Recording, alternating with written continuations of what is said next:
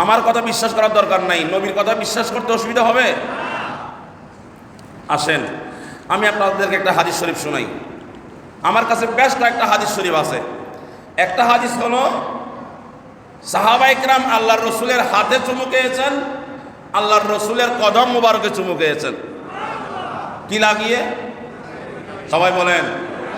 হ্যাঁ, হাতেও চুমু খেয়েছেন, কদম মুবারকেও চুমু খেয়েছেন। আবার আরেকটা হাদিস আছে সাহাবায়ে কেরাম আমার রসুলের মাথা মুবারকেও চুমু খেয়েছেন, কপাল মুবারকে চুমু খেয়েছেন। তাহলে সাহাবায়ে কেরাম নবীজির মাথা মুবারকে, নবীজির হাতে, নবীজির কদম মুবারকে চুমু খেয়েছেন কি লাগিয়ে? এক। দ্বিতীয় আর কিছু হাদিস আছে এক সাহাবী আর এক সাহাবীর কদমে চুমু খেয়েছেন।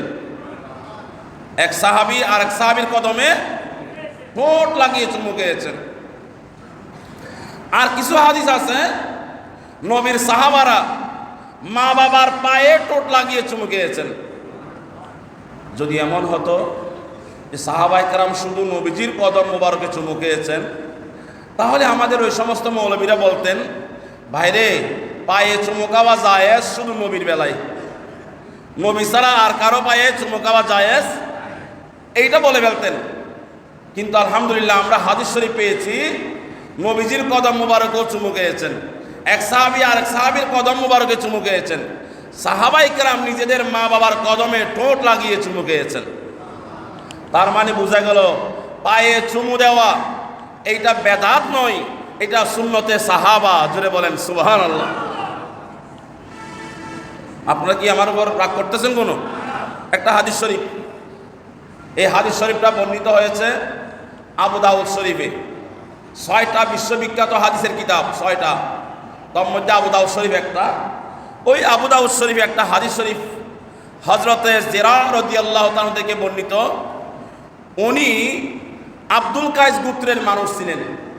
আন জিরাইন রাদিয়াল্লাহু তাআলা আনহু ওয়া কানা ফি ওয়াক্তি আব্দুল কায়েস, উনি আব্দুল কায়েস নামক একটা গোত্র আছে, ওই গোত্রের লোক ছিলেন হযরত জিরা।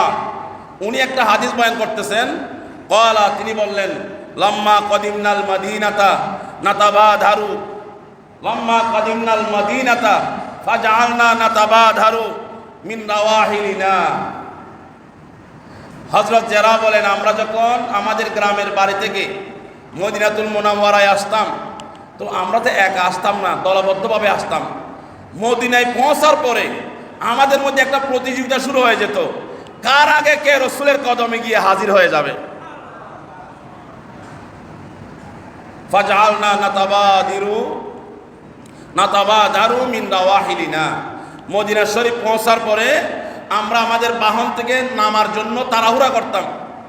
করার পরে নবীজির কদম মুবারকে এসে ফানু কাব্বিলু ইয়াদা রাসূলিল্লাহ সাল্লাল্লাহু আলাইহি ওয়াসাল্লাম ওয়া রিজলাহু, আমরা নবীজির কদমে এসে সর্বপ্রথম নবীজির হাতে চুমুকাইতাম, তারপরে রসুলের কদম মুবারকে চুমুকাইতাম।